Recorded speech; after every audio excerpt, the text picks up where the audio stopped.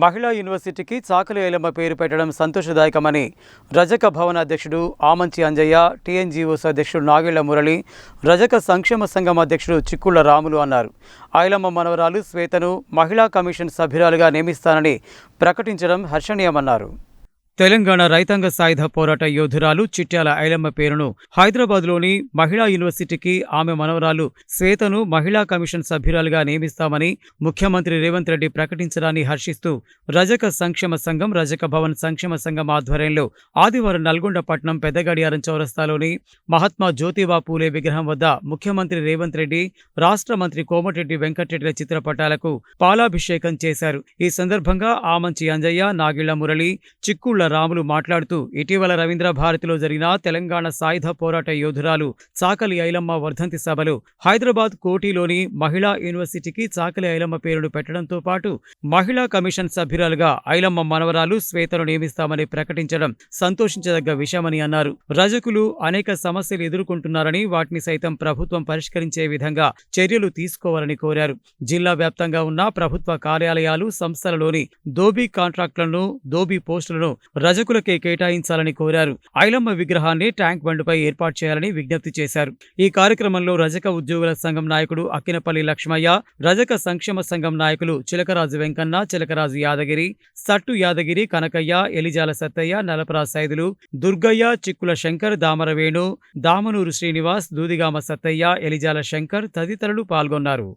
నేడు పాలాభిషేకం జరుగుతున్నటువంటి కార్యక్రమం మరి హైదరాబాద్ కోటిలో ఉన్నటువంటి ఉమెన్స్ కాలేజీకి చిట్యాల ఐలమ్మ గారి పేరు పెట్టినందున ఈరోజు పాలాభిషేకం చేయడం జరిగింది. అదే కాకుండా మన చిట్యాల శ్వేత గారిని మహిళా సభ్యురాలుగా చేర్చుకున్నందున వారికి ధన్యవాదాలు తెలియజేసుకుంటూ ముఖ్యమంత్రి గారికి, కోమటిరెడ్డి వెంకరెడ్డి గారికి, మరియు మిగతా మంత్రులందరికీ, పొన్నం ప్రభాకర్ గారికి మరియు మిగతా మంత్రులందరికీ కూడా మా యొక్క మద్దతును తెలియజేస్తూ వారికి ఇచ్చిన సంఘం తరఫున వారికి ధన్యవాదాలు తెలియజేసుకుంటున్నాం. నల్గొండ జిల్లాకెళ్ళి మేము అందరం కూడా వారికి మద్దతును తెలియజేస్తున్నాం. ధన్యవాదాలు. మొన్న 10వ తారీఖున చిట్యాల ఐలమ్మ గారి 39వ వర్ధంతి రోజున కళాభారతిలో జరిగినటువంటి ప్రోగ్రాంలో మన రాష్ట్ర ముఖ్యమంత్రి వర్యులు మన రేవంత్ రెడ్డి గారు మన కోటిలో ఉన్న మహిళా కాలేజీకి చిట్యాల ఐలమ్మ పేరును ప్రకటించడం, అదే మాదిరిగా ఆమె యొక్క మనవరాలకు శాతకు మన మహిళా కమిషన్ మెంబర్ చేయటం మనం హర్షించదగిన విషయం. ఎందుకంటే ఇప్పటి వరకు కూడా ఏ ప్రభుత్వం కూడా గుర్తించకుండా అట్లనే వదిలేసిన దాఖలాలు ఉన్నాయి. కాబట్టి ఇప్పటికైనా ఈ మన ముఖ్యమంత్రి గారు ఆయన ఆలోచించి ఆ రోజున యొక్క ఐలమ్మ గారి యొక్క పేరును మహిళా కాలేజీకి పెట్టడం గర్వించదగ్గ విషయం. కాబట్టి ఈరోజు ఎందుకంటే ఆమె యొక్క మన ముఖ్యమంత్రి గారి యొక్క గుర్తించి ఇచ్చిన పదవికి పాలాభిషేకం చేస్తున్నాం. ఎందుకంటే ఇది ఒక రజకుల యొక్క కాదు, అందరి యొక్క అన్ని కులాలకు సంబంధించి పోరాటం చేసినటువంటి పోరాట వీరనారి చిట్యాల ఐలమ్మ గారికి జోహార్లు చెప్తూ ఈరోజు చేయడం అనేది మనం అందరికీ గర్వించదగ్గ విషయం.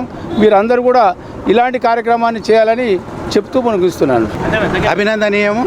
ఎందుకంటే రజకులు ఏకతాటిపై ఉండి రజక ఉద్యోగులు కానీ మరి వారి రజక వృత్తిదారులైతేంది కమిటీ వాళ్లకు మా టీఎన్జీఓస్ తరఫున అభినందనీయాలు, కృతజ్ఞతలు తెలియజేస్తున్నా.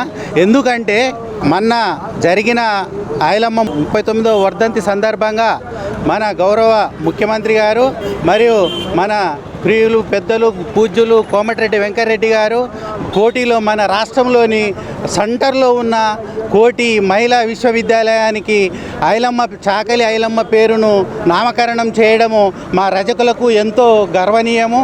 ఈ రజక కమిటీ వారిని కోరేది ఏమిటంటే ఏ ప్రోగ్రాం అయినా ఐక్యంగా ఉండాలి. ఐక్యంగా ఉండి ఐక్యతగా ఉంటేనే ఏదైనా సాధించుకోగలుగుతాము.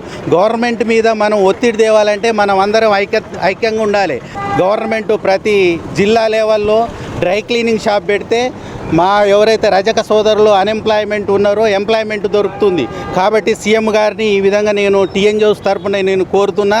మాకు ధోబిగాడు ఉంది, ఆ ధోబిగాడు దగ్గర ఒక డ్రై క్లీనింగ్ షాప్ పెట్టినట్టయితే మా రజక సోదరులు ఎంప్లాయ్మెంట్ చదువుకున్న ఉద్యోగస్తులు డిగ్రీ చదివి ఉన్నారు, వారికి ఒక డ్రై క్లీనింగ్ షాప్లో ఒక 100-150 మంది వరకు పనిచేయవచ్చు.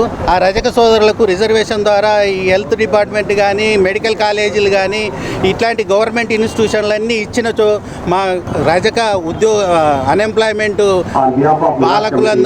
బాలురందరూ కూడా ఉద్యోగస్తులు అవుతారని, వారికి వృత్తి కల్పించినట్టు అవుతుందని నేను ఈ సందర్భంగా కోరుకుంటూ ముగిస్తున్నాను.